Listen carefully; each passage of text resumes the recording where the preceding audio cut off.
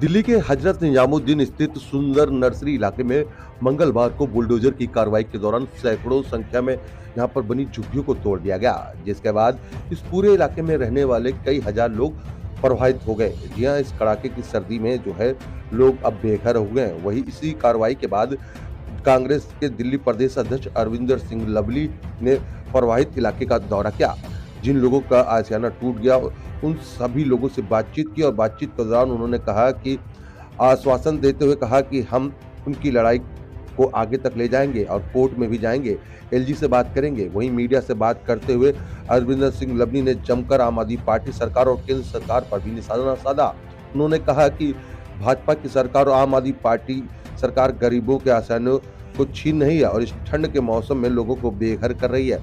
आप देख सकते हैं कि किस तरीके से लोगों का आशियाना जो है यहाँ पर तोड़ दिया गया। उसके बाद देखिए अपने सामान और अपने जो भी जरूरत के सामान है उसको लोग जो है हटाते हुए नजर आ रहे हैं और अपने आशियाने की जो बची खुची चीजें हैं उसको हटाते हुए नजर आ रहे हैं। लेकिन देखिए किस तरीके से यहाँ पर जो लोग हैं बेघर हुए हैं उनसे भी बातचीत जो है अरविंदर सिंह लवली जो दिल्ली प्रदेश अध्यक्ष हैं कांग्रेस के, वो किस तरीके से बातचीत कर रहे हैं वो हम आपको सुनवाते हैं। और उन्होंने मीडिया से बात करते हुए क्या कहा वो भी आप सुनिए। आरसोनी न्यूज के लिए आप देख रहे हैं कैमरामैन देवेंद्र कुमार के साथ मनोज कुमार की खास रिपोर्ट आरसोनी न्यूज पर। ये मम्मी की जगमोहन के टाइम में मम्मी ने कहा कोई नहीं उजन दे दूंगी। आज बच्चा बच्चा मम्मी का बसाया, नल पानी बिजली सब मम्मी ने कराया, ये रोड सब मम्मी ने कराया। और आज मम्मी के ना होने से और कांग्रेस के ना होने से हम बर्बाद हो गए, हम यतीम हो गए। लोगों के बच्चों की पढ़ाई सब खत्म, कारोबार सब खत्म। एक मिनट में मौलाना दो चीजें आप सुन लो। 217 लोग ऐसे, एक मिनट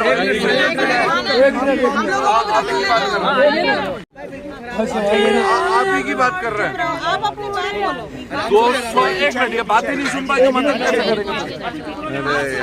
नाम दूसरे के रिकॉर्ड में उन 217 लोगों को भी ये नहीं दे रहे।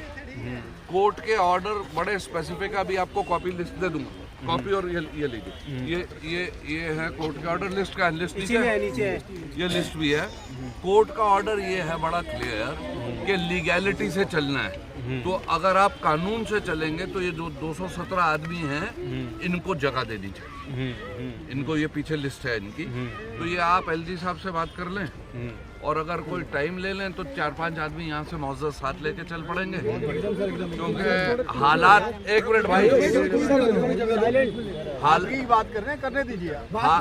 हालात अच्छे नहीं हैं, बेचारे ओपन में हैं, गरीब लोग हैं। आसपास कमरों के लिए अगर जाते हैं तो जो कमरा 4000 में मिलता था वो 7,500-8,000, और दलाल पैसे अपने अलग मांग रहे हैं। यहाँ पानी काट दिया है, पानी नहीं वो घर में आके उसने जो लोगों को डराया है, यहाँ चले जाओ तो कुछ नहीं होने वाला तुम लोगों का। उसके बाद जब लोगों ने खुद अपना तोड़ना शुरू कर दिया, कहाँ पर जाएगा मुस्तकिम भाई? पुलिस वाला कह रहे हैं यहाँ मत रहे। अध्यक्ष जी को बताता हूँ, हम जानते हैं, हम नहीं जानते। मैं समझ गया हूँ आपकी बात। वाले ने सर हमारे सामने का आया हुआ है, बहन जी अब 2 मिनट 32 साल देखो, हमारे सामने आया हुआ है। एक मिनट बहन जी सुनो, भाई साहब कहना कुछ। अब आप पे परेशानी एक आ गई, अब उसका हल निकालना पड़ेगा ना। अब देखो ऐसा है कि आप लोगों को भी आदत वही पुराने वाली पड़ी है कि हम रुकवा देते थे। अब इनको, अब ये कोर्ट में आ रहा है तो ये सरकार की जिम्मेवारी थी ना कि इसको ठीक से भाई हम लोग अपने, हमारे समय, मैं खुद मंत्री रहा हूँ इतने लंबे समय तक, हमारे समय में कोई परेशानी आ जाती थी तो सरकार अपने आपको आधी चीजें तो पता भी नहीं लगती थी। कोई आता था तो यार एक मिनट सुन लो, तो सरकार स्टैंड लेती थी, सरकार कहती थी नहीं जब तक अल्टरनेटिव जगह नहीं देंगे हम नहीं हिला सकते, ठीक है नहीं। तो किसी ने आपके केस को वो हमने अभी खाना बंटवाया था, मिला खाना? नहीं मिला खाना नहीं, वो तो अध्यक्ष जी आपका आदेश हो गया, तो खाना तो 2-3 दिन हम करेंगे, इंतजाम करेंगे। आप तो एक तो एलजी को अगर आज ही चिट्ठी लिख दो और वो अगर डेलीगेशन चले जाए तो 5-6 लोगों का डेलीगेशन। देखिए ऐसा है, 2-3 चीजें हैं। बहुत दुख और तकलीफ की बात है कि सैकड़ों लोगों के रहने वाले आशियाने जिस तरीके से उजाड़े गए हैं वो दिल्ली की आम आदमी पार्टी सरकार और केंद्र की भारतीय जनता पार्टी की सरकार की क्या संवेदनशीलता है लोगों के प्रति उसको दर्शाता है। ये लोग जितना वक्त आपस में लड़ने में लगाते हैं, अगर उससे 10% भी ये लोगों के लिए लगा दें तो इस तरीके की समस्या का सामना ना आना पड़े। ये ठीक बात है कि अदालत का ऑर्डर है, लेकिन इस अदालत में के ऑर्डर में सरकारी वकील जब जाता है, हमारे समय में भी अनेकों केस ऐसे अदालतों में चलते थे, हमारा सरकारी वकील वहाँ जाके ये बताता था कि इन लोगों को हम ऑल्टरनेटिव प्लॉट देने की पॉलिसी बनाई है और जब इनको ऑल्टरनेटिव प्लॉट दे देंगे तो तब इनको शिफ्ट करेंगे। लेकिन जो है सरकार का कोई स्टैंड ही नहीं है, जब स्टैंड नहीं है तो न्यायालय ऑर्डर पास कर देता है। और ये जो है इस सरकार को लोगों के प्रति कोई संवेदनशीलता ही नहीं बची है। आप देख रहे हैं किस तरीके से सैकड़ों लोगों के घर उजाड़ दिए हैं, इनके पास जाने की कोई जगह नहीं है, रहने की कोई जगह नहीं है, यहाँ तक कि इनको अपना सामान इकट्ठा करने का भी जो है मौका नहीं दिया। और इतने बिजी हैं ये सियासत के खेल में, गद्दी के खेल में, कि ना तो मुख्यमंत्री ना केंद्र सरकार के किसी नुमाइंदे को आज तक इनकी सुध लेने की जो है फुर्सत मिली है। मुख्यमंत्री इतने जिस स्टेट के अंदर 200 परिवार उजड़ गए हों, उस प्रदेश का मुख्यमंत्री चैन से कैसे सो सकता है, ये तो सोचने का, ये चिंता का विषय है, ये सोचने का विषय है। हम निश्चित तौर पर, खाली इनका इशू नहीं है, सेम इशू संगम विहार में हो रहा है, जहाँ सैकड़ों परिवार जो है वहाँ बसे हुए हैं और उस कॉलोनी को तोड़ने का ऑर्डर हो गया और दिल्ली सरकार के कानों के ऊपर जूं नहीं रेंग रहा, खाली अखबारों में बयान दे के अपनी जान छुड़ा लेते हैं। सरकार को जो काम करना चाहिए वो कर नहीं रही। कांग्रेस पार्टी की तरफ से हम इन लोगों के साथ खड़े हैं और आज इसी कड़ी में मैं फरहाद सूरी जी जो दिल्ली के पूर्व मेयर रहे हैं, दर्शना जी जो निगम पार्षद जो है जंगपुरा क्षेत्र से रही हैं, हम सब लोग और तमाम हमारे कांग्रेस के साथी इस क्षेत्र के, हम इसीलिए आए हैं। आज फरहाद भाई ने ऑलरेडी हम जो कांग्रेस की तरफ से कर सकते हैं, इनके खाने की व्यवस्था 2-3 के लिए इंतज़ाम फरहाद भाई ने किया है और हम इनका मामला अदालत में भी लेके जाएंगे। लेफ्टिनेंट गवर्नर साहब को भी मैं लिखूंगा कि आप एक तरफ तो कह रहे हैं कि ग्रैप 4 दिल्ली में लागू है और कंस्ट्रक्शन एक्टिविटी बैन है। जब कंस्ट्रक्शन एक्टिविटी बैन है तो डेमोलिशन की एक्टिविटी कैसे हो सकती है?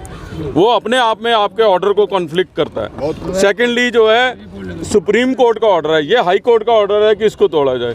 सुप्रीम कोर्ट का ऑर्डर है कि दिल्ली में जो भी झुग्गियाँ और जो डूसिब की लिस्ट में आती हैं, ये कॉलोनी भी डूसिब की लिस्ट में आती है, जब तक इनको अल्टरनेटिव प्लॉट ना दे दिया जाए, अल्टरनेटिव मकान ना दे दिया जाए, इनको शिफ्ट नहीं किया जा सकता। गैर कानूनी है इनकी डेमोलिशन करना। और दूसरा, हमने अपने समय में राजीव गांधी आवास योजना बवाना में बनाई थी, जिसमें सैकड़ों फ्लैट बन के तैयार हैं। वो इसीलिए थे कि जहाँ भी हमको इस तरीके की बस्ती को शिफ्ट करना है, पहले उनको हम प्लॉट, उनको आप फ्लैट अलॉट नहीं कर रहे हो। वो पड़े पड़े फ्लैट जो है सड़ गए हैं, टूट गए हैं, उनको वो जो है गिरने की कगार पे आ गए। दूसरा, आप इन लोगों की जो है इन लोगों का आशियाना छीन रहे हो। कांग्रेस पार्टी इस सारे मसले पे चुप बैठने वाली नहीं है। हमको इन लोगों के लिए और दिल्ली के और लोगों के लिए, उनके आशियाने बचाने के लिए अगर सड़क पे भी उतरना पड़ेगा तो कांग्रेस पार्टी उससे पीछे हटने वाली नहीं है। मैं ये कहने के लिए, कितने परिवारों को यहाँ घर तोड़ा गया है? जैसे 200 से अधिक परिवार हैं, 250 से अधिक। फरहाद भाई बता रहे थे मुझे 217 तो डूसिब की लिस्ट में है। डूसिब की लिस्ट पुराना एक कट ऑफ डेट होती है उसके साथ, मगर उजड़े ज़्यादा हैं, तो 217 का तो ऑफिशियल लिस्ट है, कानूनी हक बनता है, कानूनी हक बनता है। और कभी भी, जैसे अध्यक्ष जी ने कहा, लैंड ओनिंग एजेंसी डूसिब में पैसा जमा करवाती है, ये उनकी जिम्मेदारी है, नहीं तो जब तक जगह खाली नहीं होती है।